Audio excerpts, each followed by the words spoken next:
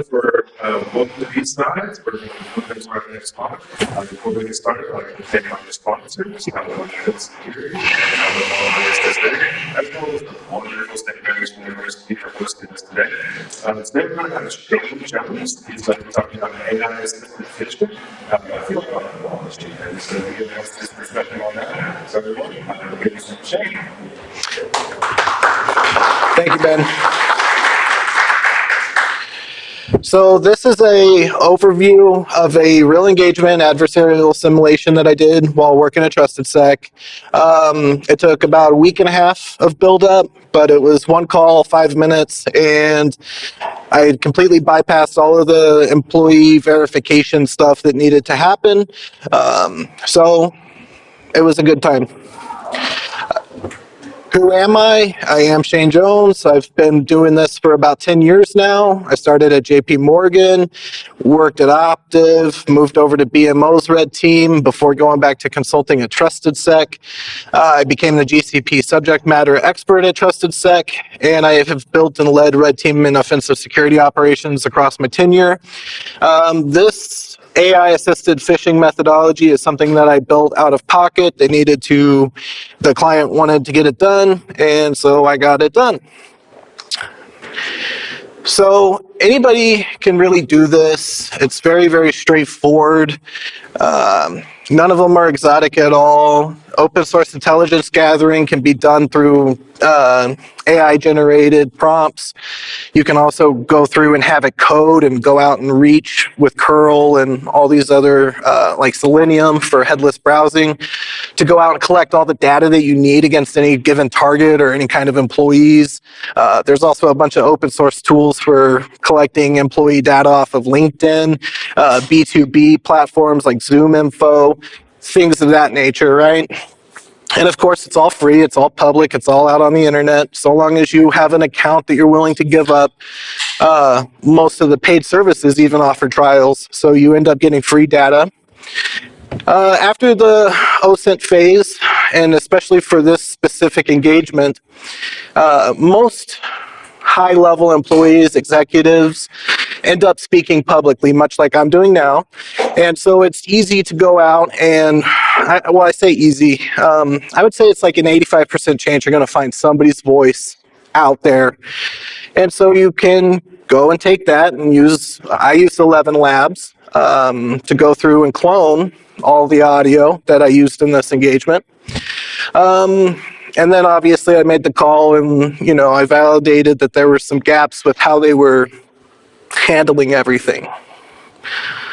Moving on, the client is a national enterprise, very, very large, very, very mature organization.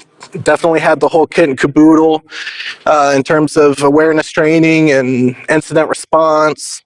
And I was supposed to, I was supposed to impersonate a sitting C-level executive, the CIO specifically, who happened to have a recent podcast appearance. So even though the client offered to provide a town hall recording, which would have been internal, I actually just used that podcast appearance to go through and collect all the audio I needed.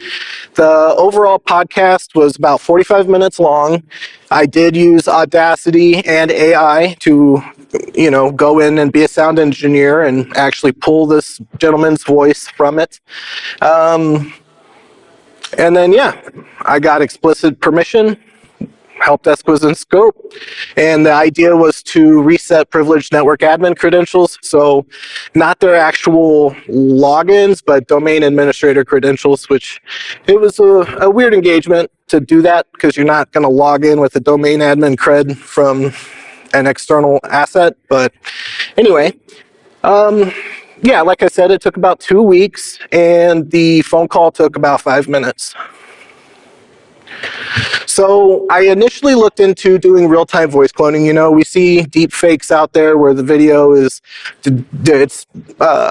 changing the person immediately, whatever action they're doing, whatever they're saying. It looks real time. For what I found, this did not work for the equipment that I had. Too much latency, too much sounding like a robot. and a lot of drift. Fitting my voice into somebody else's voice, or anybody's voice really, is actually much more difficult than I ever would have assumed, because there is a difference in decibel levels and octaves and all of that stuff. And yeah, so essentially I did not have a significant password cracking rig with numerous GPUs and high processing power to be able to fit this in. And I did try open source variants. I did try paid programming, like, for gamers who want to change their voice to Batman, that kind of stuff. None of that really worked for this specific use case. So what I ended up doing, I don't know if any of y'all remember this band or artist, but the Jerky Boys, they used to do prank calls, and they would use a soundboard on occasion, and I was like, you know what, I could probably do that. So I went through and I found a soundboard I could use, and the benefits of using the soundboard was absolutely no latency. If I wanted to respond with a specific clip, I could just click a button and it would play immediately. It would sound great. And, there's no gambling when it comes to being on that actual call, because you never know what's going to happen. And once you connect to that help desk, if you make a mistake or if you get caught, that goes into a note and an incident response process gets kicked off.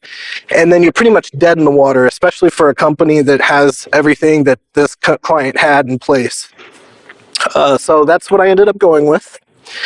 I also didn't want my AI to run the pretext. I didn't want it to respond to the help desk agent, simply because when you use AI, it takes a minute to think, and then it comes back with just whatever it wants to. I didn't want to have to try and spend the time to come up with like every single contingency to let it actually work and operate and sound like an actual person on the other end of the line. So I did run the soundboard. Moving forward, this did require a lot of open source intelligence gathering. The target, besides having that podcast, actually didn't have any online presence. He was very, very secretive and private. I did find an address, but I couldn't actually see a house on the Google Maps and stuff like that. But I was basically able to identify his general location. I was able to identify where he actually worked, where, when he went into headquarters, what his office location was. His name, obviously, everything about him in terms of who makes him a person and what you would validate with when you call into the help desk. I needed that data to be able to create sound clips to respond to caller identification verification. Whew, that's a mouthful. I looked for public filings, press releases, earnings calls, anything I could to get my hands on everything relating to the CIO, anything that he might have touched. Obviously, the podcast was the biggest hit, and that allowed me to take that over to 11 Labs, where after listening to the podcast and taking notes, I did pull it into a transcription. I gave that transcription to, I think it was ChatGPT at the time. Because it's public podcast, there was no risk in doing that. And I was like, all right, give me like a psychological profile on how this individual speaks. And we only care about this specific individual. And it came back and it gave me a really good amount of feedback in terms of what kind of context I needed to be using when creating my sound clips. It also allowed me to kind of walk through the help desk call idea and the pretext and what I'm trying to do. So I would have a good idea of what kind of sound clips I needed. And from there, I wanted to also be able to kind of expand on the calm and collected nature of his speaking on the podcast, to be able to kind of do like a rushed or an urgent ability in the voice, like a tone in the voice, to be able to get things moving along if I ran into any hiccups on the actual call itself. It did real well there, and I really did enjoy that. 11 Labs also had, so it was kind of funny. It reminded me of the 90s using that text-to-speech DOS prompt. You would type in a word and it just wouldn't sound right. So I had some sound clips that were created where I had to really misspell words, but it actually conveyed the tone that I was looking for. 11 Labs also has special characters that you can feed its generative AI that will introduce different emotions into how this clip is supposed to sound with this cloned voice. And to Ben's point on his talk, a 3-second clip didn't really work that well for it. It was just too fast. When I took his voice and I just did back to back with no pauses, it screwed up the pacing of the sounds of his voice and how he spoke, the voice clone that is. So the longer the sentence that this person was speaking, the better results I was getting. It also didn't, I also didn't want it to be monotone. I didn't want it to seem like they were talking to a robot at all, honestly. So I spent a full business day getting everything set up and making sure that I had the soundboard completely organized the way I wanted it to be. I also needed to make sure that I isolated sounds. You know, you could do things in the background, but calling a help desk with the assumption that you're in a CIO's office or a whatever office, there's not going to be a whole lot of background noise because usually they give you the focus that you're due when they're talking to you. I also needed clean voice, and I was fortunate that there was a podcast that I could use that already did all of this, but I did sample the town hall call that they offered up, the client offered up, and there was a lot of, it was a camera in the back of the room, voice recording from the back of the room, lots of different sniffling and sounds and static. I was able to use AI, generative AI, to clean that up. It sounded crisp, very crisp. It was really good. And at the end of it, I had about 22 minutes total of just clean speaker audio that allowed me to create such a quality clone of this individual's voice. I would also stress that when I was going through this, everything started sounding the same. So definitely, if you're ever going to be doing this, label things appropriately. Make sure that you can differentiate between what you're listening to and what you're creating, because as a human, your perception of that voice will get skewed and you'll eventually just be okay with whatever you get, and it may not be a one-to-one match. So that's something to look out for.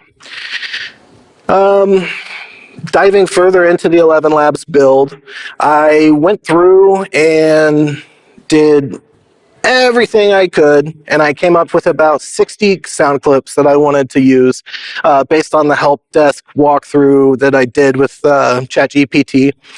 And I asked a friend at work, Skylar, who actually went over to Wild West Hacking Fest and kind of discussed a little bit of my methodology with his methodology on doing IVR voice cloning, voice impersonation to get into client bank accounts. But anyway, I asked him to sit on a call and just listen to these sound clips with me, just to get a second set of ears. And so I played through that, and it was a really strict validation gate. If anything sounded cut off, if anything didn't sound really human, that was immediately deleted and not used at all. I also needed to make sure everything was stable. I needed to make sure that the pauses and the sound clips were good. So I would actually have 11 Labs put in extra seconds to make sure that I could actually construct these to make sense. And ultimately ended up with this soundboard setup. So what I did was I color-coded everything between greetings, typical responses like white is yes, no, maybe. Blue, if I recall correctly, was introduction, caller identification, things of that nature. Then I had 2 different colors for the targets I was targeting. I believe yellow was one admin, Teal was another admin. I had the sound clips created for spelling them out, saying them, you name it. I also had Orange for just do your damn job, give me these credentials. I had Pink for, okay, you don't need to know who my manager is. I'm the CIO, get this done stuff, right? So I was able to drive the way the call, the way I wanted the call to go. I had a good assumption. Because when you're calling a help desk, they're there to help you. You drive the call 100% of the time. It's just a guaranteed thing. And so, yeah, I had enough sound clips that I felt comfortable doing dry runs. So I went through and I tested it. Now, to get the technical setup to get this to work, on my MacBook, I had my soundboard that y'all just saw. And then I had a virtual audio cable, which was soundboard out to a multi-device. The VAC allowed me to play it into my headphone so I could hear me playing my clips. And then I also had it go to the soft phone, which I use Zoiper, which, you know, if you ever set up a SIP client, that's a lot of fun. But it also allows you to more easily spoof your caller ID. And so I called Skylar, and we ran through a few mock calls. Ultimately ended up being ready to go with the call. I felt great. Everything was really straightforward. So the next day, or that evening, I told the client, hey, I'm ready to do this call. You'll get it sometime in the next couple days, and let me know if you need anything. I called the very next day. I waited until, I think it was like 10:30, 11 o'clock in the morning. I just wanted to get it out of my way. And the agent, funnily enough, picked up the phone and he goes, oh, crap, this is you. And I'm like, yeah, we're doing an incident response. I need these credentials reset right now. Ironically, I didn't expect it to be successful, if I'm being completely honest with you. So when he finally reset credentials, I just had him send it to the target I was impersonating, his email inbox, which we verified they did send it to them. So I should have thought about that. I should have had an attacker controlled email or something for the receipt of these credentials. But again, you're not typically logging into a DA from a VPN or anything like that. You're logging in from an internal space into another system with that, right? So, like I said, it was a very interesting engagement, and it was really, really great. I really didn't have any issues with it. So ultimately, it came down to the 5 phases you see up on the screen. OSINT is really heavy. You know, anybody who is into getting prepared for things will tell you that preparation will handle a lot of your questions, especially if you have too much and you've actually gone through and you've built everything up properly. From there, you make your clone. That took less time than OSINT. And then you go through and you build your soundboard. You get your emotions, you get everything rigged up, you make sure it works. You do the color code that works for you. You play around with it. You're like at the computer talking to yourself. Hey, who's calling? Hello, how are you? Play a sound clip, right? Get used to the build of it, right? Make sure you feel confident and comfortable with it. From there, do a rehearsal call.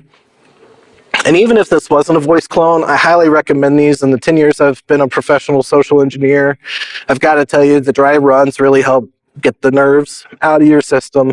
It's no different than watching an actor practice something in front of the mirror until they get it right. You're essentially acting. So do those dry runs, get it into your system, get it into your brain. And then when you finally feel comfortable, like, okay, I can pick up the phone and make this call, do that. Because even though the client is paying you, you're, at least in my position, you're held at a standard where you need to be successful. You need to not be detected, because you need to identify what gaps are missing within their information security policies to help them avoid this later on when an actual threat actor calls. Now, I already kind of spoke on this, so I'm going to skip a little bit. Yeah, so this was basically the timeline of the call. Typical greeting. Hey, this is so-and-so with the IT support help desk. May I get your name? I went through, I played the clips to say this individual's name. And you could tell that the agent was shocked. He had never gotten a call from a CIO before, but he clearly knew the guy and he clearly knew the voice, which means they probably worked in close proximity together. And so that really just nipped any caller identification in the butt. From there, he was like, I was like, all right, well, this is what I need. This is the pretext. I played those sound clips.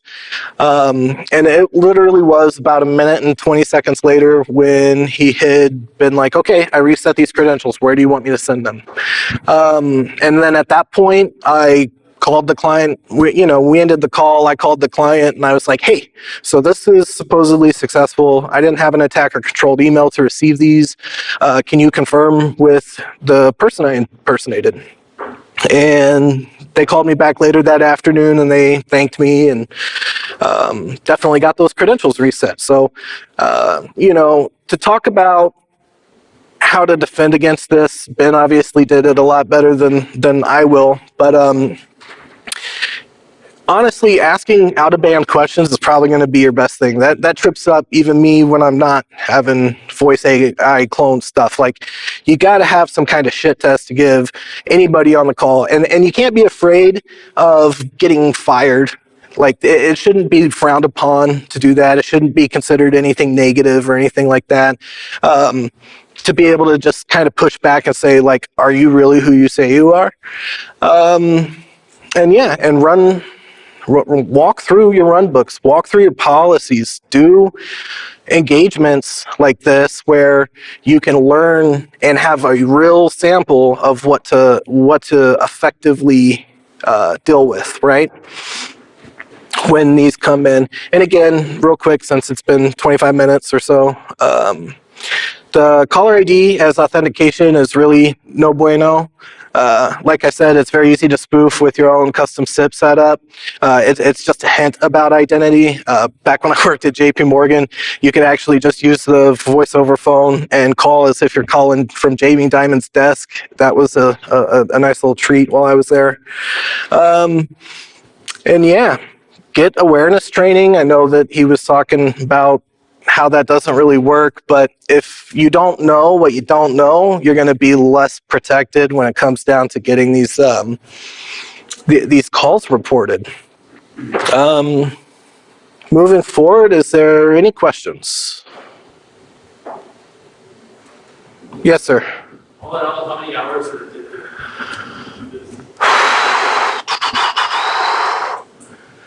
I was about, it took me about 7 days, and I was hitting it pretty hard. So I want to say it was about 60 hours just on getting my bearings, doing the research, figuring out how I was going to build this. About 16 hours for actually getting everything set up. And then, yeah, the call was super negligible at that point. So yeah, I built for 2 weeks. Yes. I wish. I could not get approval to do that, and even though the podcast is public and stuff, because I use these, they're artifacts for the client. So unfortunately, I couldn't get that for this talk. Sorry about that. Any other questions? Yes, ma'am. What are some examples of some really good out-of-band questions to use? So like with the Ferrari question, like, if you've had an interaction recently with somebody, just reference that, right? Because chances are they'll still remember it. It'll be fresh in their head. Realistically, though, one thing that I recommend to clients is to have like a word of the day or like a phrase of the day. You let everybody know that ahead of time. Either it gets disseminated through email, or if it's an office job, have these little color-coded papers out every day, and it'll just be the phrase of the day. And if you get asked that, you know to respond to that appropriately. And most times, a threat actor is not already going to have access to email to be able to get that. So That would be what I would recommend. Yep. We're done? We're good? All right. Well, first talk, thank you for coming. I hope you all enjoyed and be well. Oh, thank you. Thank you. I was nervous. All right. That's Jake, everyone. That's amazing.